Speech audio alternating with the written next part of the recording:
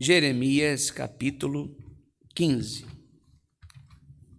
Nós vamos ler o versículo 1 em diante. Disse-me, porém, o Senhor: ainda que Moisés e Samuel se pusessem diante de mim, meu coração não se inclinaria para este povo. Lança-os diante de mim e saiam. Quando te perguntarem, para onde iremos? Dir-lhe-ás, assim diz o Senhor: o que é para si morte, para a morte; o que é para a espada, para a espada; o que é para a fome; e o que é para o cativeiro, para o cativeiro. Porque os punirei com 4 sortes de castigos, diz o Senhor: com espada para matar, com cães para arrastarem, com aves do céu e as feras do campo para devorarem e destruírem. Entregá-los-ei para que seja um espetáculo. Pois quem se compadeceria de ti, ó Jerusalém? Ou quem se entristeceria por ti? Ou quem se desviaria a perguntar-lhe pelo seu bem-estar? Tu me rejeitaste, diz o Senhor, voltaste para trás. Por isso levantarei a mão contra ti e te destruirei, estando cansado de ter compaixão. Cirandei-os com a pá nas portas da terra, desfilhei e destruí o meu povo, mas não deixaram os seus caminhos. As suas viúvas se multiplicaram mais do que as areias dos mares, e trouxe ao meio um destruidor sobre a mão dos jovens, fiz cair de repente sobre ela angústia e pavor.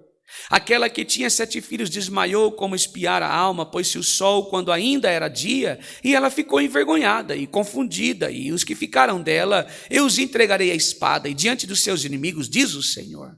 Ai de mim, minha mãe, pois me deste à luz homem de rixa, homem de contenda por toda a terra.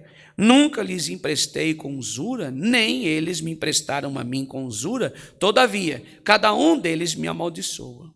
Disse o Senhor: na verdade, eu te fortalecerei para o bem, e farei que o inimigo te dirija súplicas no campo, ou no tempo da calamidade, no tempo da aflição. Pode alguém quebrar o ferro, ou o ferro do norte, ou o bronze? Os teus bens, os teus tesouros, entregarei gratuitamente ao saque, por todos os teus pecados e todos os teus territórios. Levar-te-ei com teus inimigos para a terra que não conheces, porque o fogo se acendeu em minha ira, e sobre vós arderá. Tu, Senhor, ó sabes, lembras-te de mim, ampara-me, vinga-me dos meus perseguidores. Não me deixes ser arrebatado por causa da tua longanimidade. Sabe que por amor de ti tenho sido afrontas. Achadas as tuas palavras, logo as comi. As tuas palavras me foram gozo e alegria para o coração. Pois pelo teu nome sou chamado, ó Senhor, Deus dos exércitos. Nunca me assentarei na roda dos que se alegram, nem me regozijarei oprimido por tua mão. Eu me assentei solitário, pois já estou de posse das tuas ameaças. Porque dura para sempre a minha dor continuamente? A minha ferida me dói e não admite cura? Senhor, tu para mim serias como ilusório ribeiro, como água que me enganam? Portanto, assim diz o Senhor: se tu te arrependeres, eu farei voltar, e estará diante de mim, e apartarás de ti o precioso do vil, serás a minha boca, e elas se tornarão a ti, mas tu não passarás para o lado deles. Eu te porei contra este povo, como forte, muro de bronze. Eles pelejarão contra ti, mas não prevalecerão contra ti. Porque eu sou contigo para te salvar, para te livrar deles, diz o Senhor. Arrebatar-te-ei das mãos dos ímpios, livrar-te-ei das garras dos violentos. Amém. Senhor, nós estamos diante de ti agora, Pai. Ouvimos a leitura da tua palavra e pedimos ao teu Espírito que nos dê a fiel interpretação do texto. Prepare o nosso coração para receber a mensagem, a semente da mensagem, tua palavra em nós. Assim nós pedimos que o Senhor venha encher o nosso coração. Ministre, Pai, em cada vida que aqui está, em cada alma. Assim eu oro e peço em nome de Jesus. Amém. Nós vivemos em uma época de fome espiritual e, infelizmente, está disfarçada de abundância. Nunca houve antes, ao meu ver, tantas palavras disponíveis. Livros, podcasts, tantas redes sociais, mensagem instantânea. Você abre o celular, tem um irmão que postou uma frasezinha lá. Você vai na escola, no trabalho, no mercado, tem um outdoor lá, um muro, uma praça, sempre com uma mensagem. Você encontra alguém, tem sempre uma mensagem, uma palavra encorajadora. E, no entanto, a alma humana está tão faminta, mais do que nunca. Faminta de propósito, faminta da verdade, faminta de algo que realmente satisfaça o coração, a alma sedenta por justiça, por Deus, por presença do Senhor. E Jeremias conhecia bem esta fome, mas não uma fome física, embora também a tenha experimentado, uma região aqui, o próprio castigo do Senhor, a fome estava implantada sobre toda a terra, a juízo do Senhor. Não é esta fome, embora ele tenha experimentado, mas uma fome profunda da alma, que só encontra satisfação em uma única fonte: palavra de Deus. Palavra de Deus. O texto que nós acabamos de ler aqui hoje, irmãos, é um dos momentos mais íntimos que está vivendo o profeta entre ele e o próprio Deus. Jeremias está sofrendo, era rejeitado pelo povo por tentar salvar, era ridicularizado pelos falsos profetas, era perseguido pelas autoridades, vivia claramente aqui, irmãos, em uma situação de que chorava pela solidão profunda que ele sentia. Não tinha ninguém apoiando ele. Irmãos, ele vivia numa solidão, era proibido por Deus para se casar, ter filhos. Deus proibiu Jeremias. Ele não poderia se casar e muito menos ter filhos. E era chamado de profeta das lágrimas, porque ele chorava pelas nações, pregava chorando, orava chorando.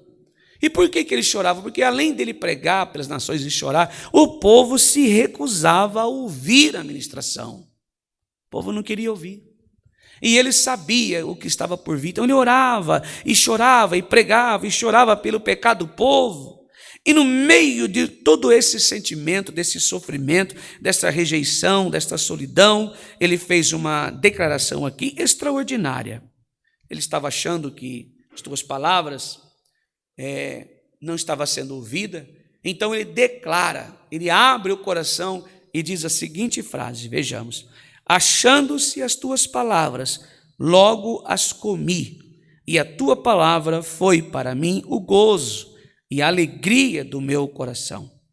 Irmão, fico pensando, como que uma pessoa que está sofrendo, está atravessando agruras, acachapantes problemas, dificuldades que estão como trincheiras sobre a vida de uma pessoa, como que uma pessoa dessa consegue ter gozo? Como que uma pessoa dessa consegue ter felicidade, alegria? Como uma pessoa dessa consegue? Como alguém tão perseguido pode mencionar a palavra alegria?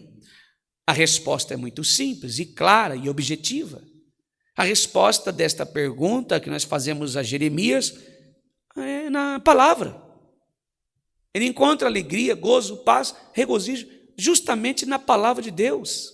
Era justamente desse relacionamento que ele tinha. Para ele, a Escritura não era apenas mensagem a ser pregada, mas era um alimento, força, identidade, razão de viver. Irmãos, tem tanta gente indo à igreja pensando que palavra é falar da sua vida. Se você tem esse pensamento, eu vou lá, Deus falou com a minha alma, com a minha necessidade, que vai fazer isso, vai fazer aquilo, e você volta para casa contente. E tem gente que vai lá no calendário, marca o dia, quantos dias no dedo, de repente não acontece, aí é porque você foi desobediente, porque isso, aquilo, outro. Não, irmão, mas tem coisa que acontece, tem coisa que tá. E daí? O que isso muda em sua vida? O milagre de ontem não é garantido o mesmo milagre hoje. porque Deus é soberano. O mesmo Deus que agiu ontem, é claro que Ele pode agir hoje, mas não é garantia. Portanto, se você vai à igreja em busca desta fé, irmão, a fé vem ao ouvir e a ouvir a palavra de Deus. Aí chega aqui, profetada. Irmão, aí você tem fé naquela profetada, não cumpre. Por quê? O milagre que você esperava não aconteceu. Agora, se você vem ouvir a verdadeira palavra de Deus, você está adquirindo fé. Em milagre? Não. Numa igreja? Não. Numa pregação? Não. Numa profecia? Não. Em Jesus. Porque foi pregado Jesus, anunciado o verdadeiro ministrar do Evangelho, a palavra de Deus. Aqui para ele a Escritura não era apenas mensagem a ser pregada, era um alimento, força, identidade, razão de viver. Era o que sustentava quando tudo estava desmoronando, quando tudo ainda mais desabava. Ele creu no Senhor, confiou, sua palavra é imutável, ela não muda. E essa mesma palavra está disponível a todos nós esta noite. Louvado seja Deus. A mesma fonte que nutriu Jeremias pode nutrir a sua alma hoje. Aleluia! A questão é, será que eu e você estamos com fome suficiente para comer a palavra? Ou senão que nós viemos aqui hoje para ouvir falar sobre nós, para ouvir falar sobre uma necessidade vigente da tua casa. Olha, eu vou congregar hoje para ver o que Deus tem para mim, como se fosse uma espécie de alguém dispenseiro de milagre, alguém que está aqui com uma bandejinha para te dar presente. Não, irmão, isso é falta de respeito. Ir diante do Senhor em busca de milagres, somente para isso. Podemos sim orar para que Deus possa fazer algo, para que Deus possa transformar e pedir ao Senhor que faça. Isso não estamos impedindo, mas ir ao culto, ouvir o que chamamos de palavra, somente atrás de coisas desta vida, irmão, a resposta da tua oração está aqui. Quando eu e você decidirmos ouvir palavra de Deus, seremos transformados de fato. Não estaremos somente atrás de busca de milagres. O contexto desta história aqui é que o profeta é um sofredor. E ele tem um consolo. Vejamos o versículo 18. Tu sabes, ó Senhor, lembra de mim, visita-me.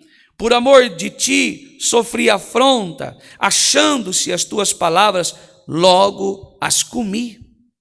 Aqui no capítulo 15, Jeremias é um dos mais pessoais do livro. O profeta aqui está derramando sua alma diante de Deus numa oração bastante angustiada.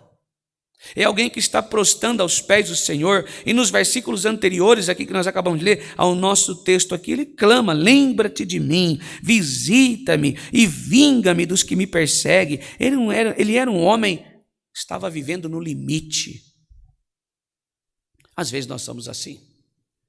Nós vamos aguentando um processo, mas chega um momento que não dá mais. Chega um momento que parece que os limites da nossa vida, eles se extrapolaram, não tem mais limite. Não tem mais como nós aguentarmos aquilo. Nosso coração está tão farto, tão cheio, que a gente fala, olha, mais um pinguinho eu vou explodir. Mais uma coisinha pequenininha. Eu lembro que minha mãe fazia isso. Minha mãe, olha, rapaz, eu estou te aguentando, eu estou suportando o seu comportamento, mas mais uma que você fizer, chinelinho vai comer nas canelinhas secas aí. Minha mãe era assim. Eu penso que Jeremias estava nessa situação, irmão. Tanto é que Jeremias na tipologia, ele aponta para Cristo. Jesus também foi rejeitado pelos líderes, Jeremias também foi. Jesus veio para os seus, mas os seus não o quiseram, Jeremias também. Por isso ele chorava. Por isso Jesus chorou por causa de Lázaro, se compadeceu do filho da viúva de Naim. Por quê? Ao ver a incredulidade do povo. Não diferentemente, Jeremias também chorou ao ver a incredulidade do seu povo, irmãos. Jeremias havia sido chamado antes de nascer, louvado seja Deus. Deus disse a ele: antes que formasse no ventre da tua madre, te santifiquei, as nações te dei por profeta. Lá no versículo 1, no versículo 1, versículo 5, ou melhor dizendo, no capítulo 1, versículo 5 fala sobre isso. Mas esse chamado glorioso, irmãos, ele veio acompanhado de uma missão dolorosa: anunciar juízo a um povo que não queria ouvir. Imagine só, Deus chama ele, sem um preparo, irmãos. Colocou ele e disse: olha, você vai pregar isso. E detalhe, não vai casar e não vai ter filhos. Ele se entregou totalmente ao Senhor. E por mais de 40 anos, Jeremias pregou arrependimento, foi rejeitado, advertiu sobre a destruição de Jerusalém, foi zombado, chorou pelo povo, foi desprezado. A Bíblia declara bem que seus próprios familiares conspiraram contra ele. Ele foi preso, jogado numa cisterna de lama, quase morreu de fome. Era o profeta mais solitário da Bíblia. Que luta, irmãos! E chegou um momento que ele estava no limite. E, no entanto, no meio dessa escuridão, ele encontrou luz.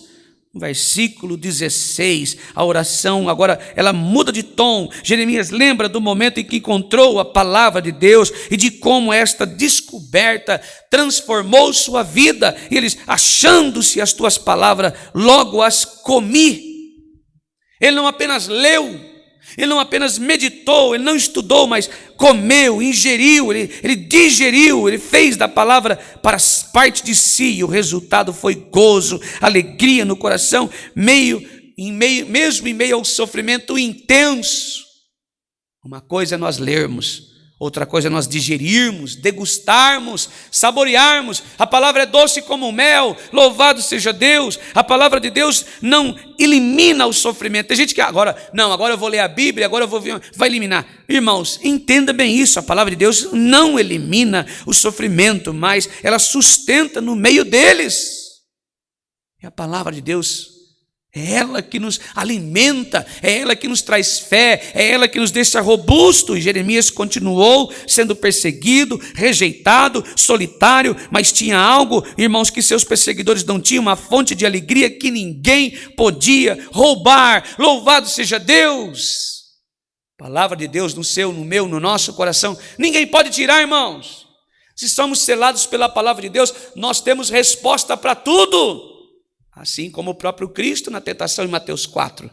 Ele foi tentado pelo diabo e mais a palavra de Deus, mais assim a palavra de Deus. Ele sempre rebateu, irmãos, aquela situação com as próprias escrituras, porque ele era a própria palavra. E esta palavra precisa estar selada em nós, no nosso coração. Nós precisamos estar em conformidade, selados por esta palavra, irmãos. Mas a palavra genuína, verdadeira. Quando tudo desmorona ao seu redor, você tem essa fonte que é a palavra de Deus? Quando as coisas estão difíceis a você nos seus relacionamentos, nas suas finanças, na sua saúde, os seus planos, o que tem sustentado você? Palavra ou profetadas? Reveladuras, né? Que fala reveladuras. Esse dia eu falei hoje de manhã, eu acho que nesse horário também tem, não faço da manhã, nesse horário também tem.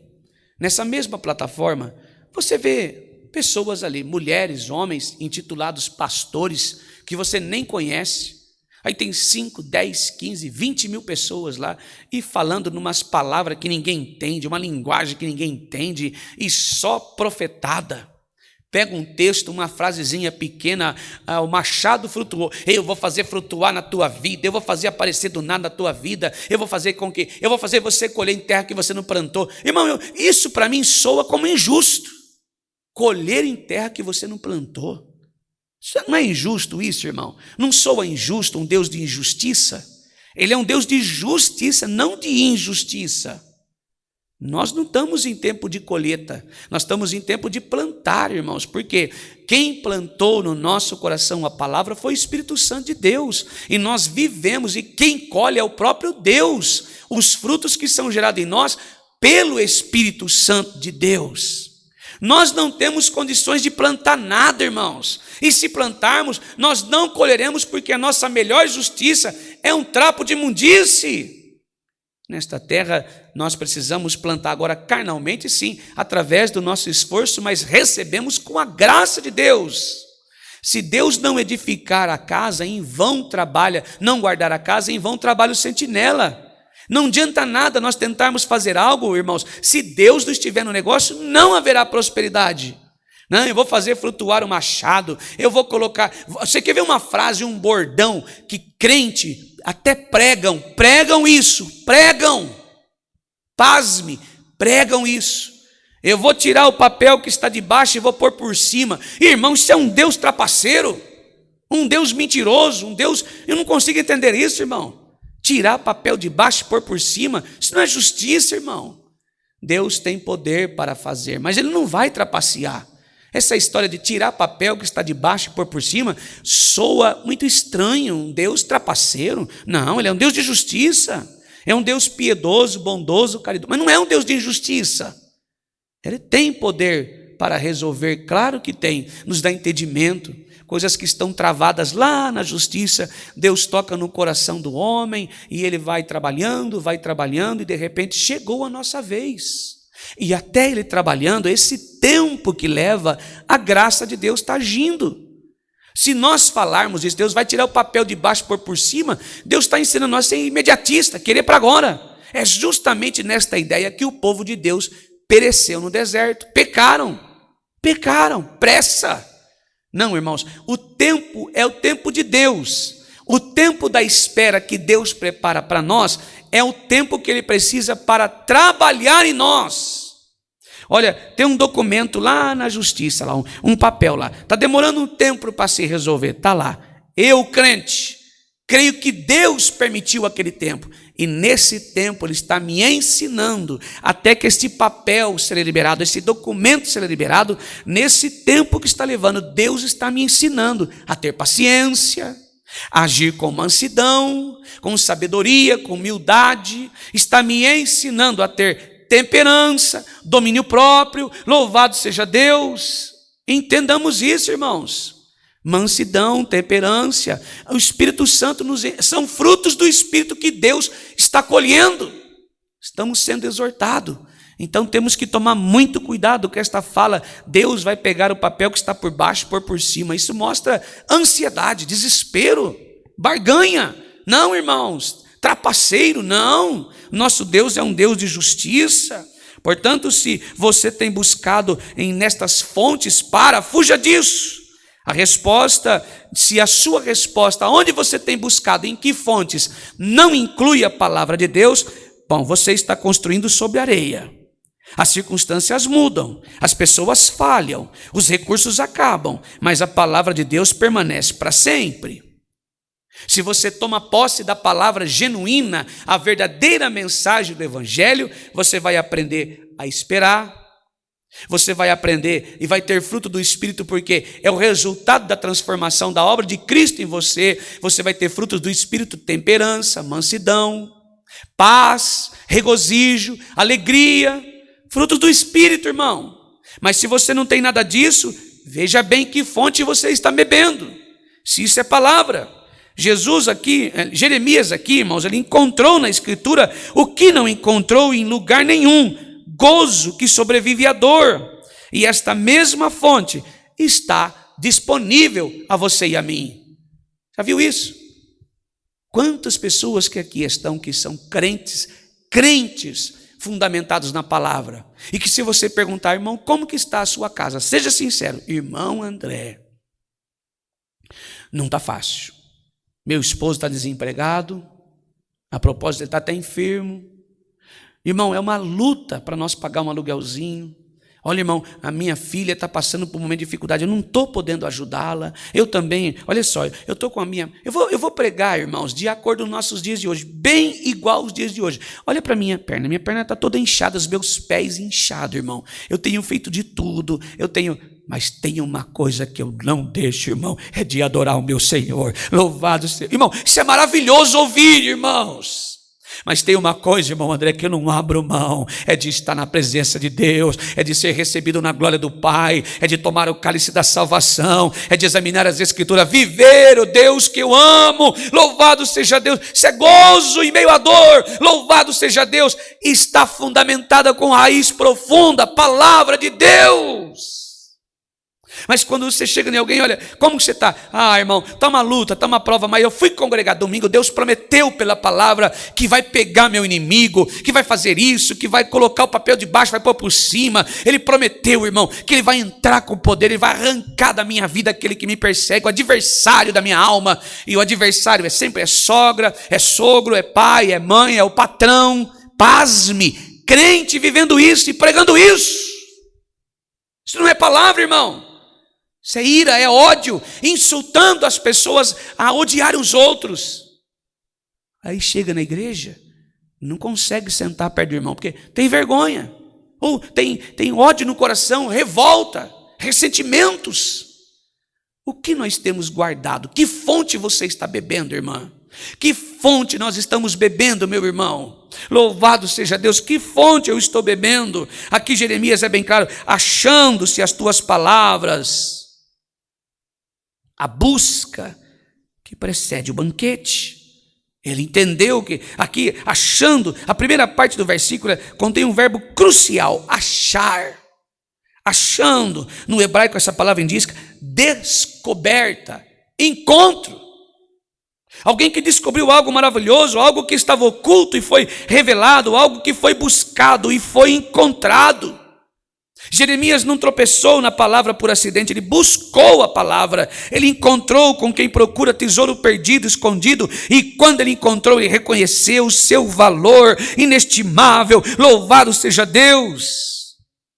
Isso nos lembra Jesus.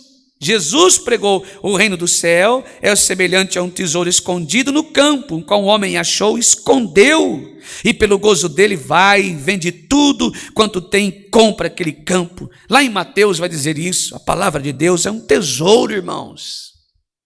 O que nós estamos ouvindo aqui é um tesouro. Palavra de Deus.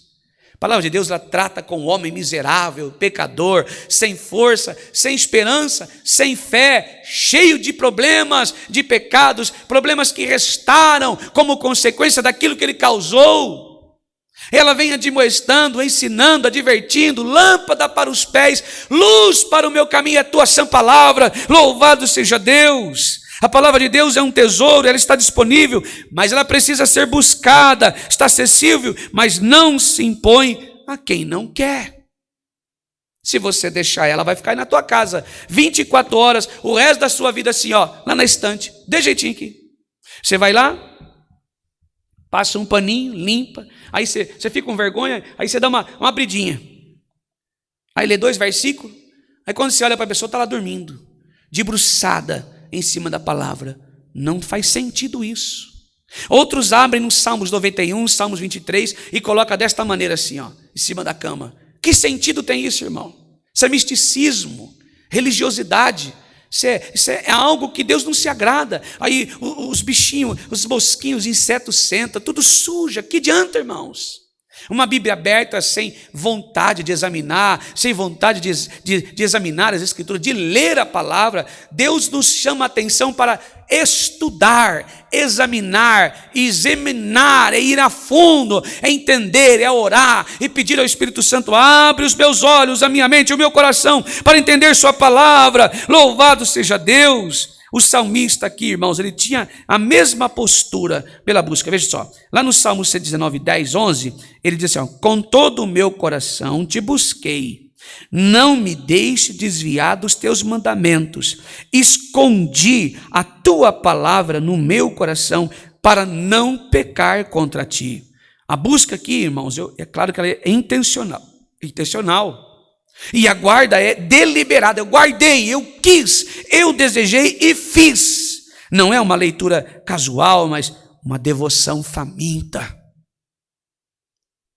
É chegar em casa um dia de luta, de provas, e você se lembrar: há um tempo atrás eu ia à igreja e eu orava: Senhor, fale com a minha necessidade. E eu ia para a igreja e entrava em comunhão. Aquela semana eu não fazia nada aos meus olhos de errado. Eu ofertava, eu ajudava o pobre, eu visitava o doente, eu tocava meu instrumento de alma, eu ajoelhava e chorava. Por quê? Porque eu tinha uma necessidade, eu precisava ouvir Deus falar com a minha necessidade. Eu ia para a igreja, irmão. Eu era assim, irmão, eu era justamente assim, de jeito. Numa semana que eu precisava de alguma coisa, irmão, aquela semana ali eu não olhava nem para os lados, era só para o chão, assim.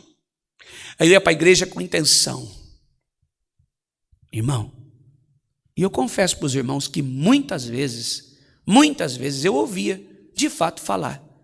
Eu não posso negar aqui. Ouvia, falava com aquilo que eu fui buscar. Mas eu voltava o mesmo invejoso, o mesmo arrogante, o mesmo mentiroso, o mesmo orgulhoso, o mesmo prepotente, o mesmo religioso. Não mudava nada.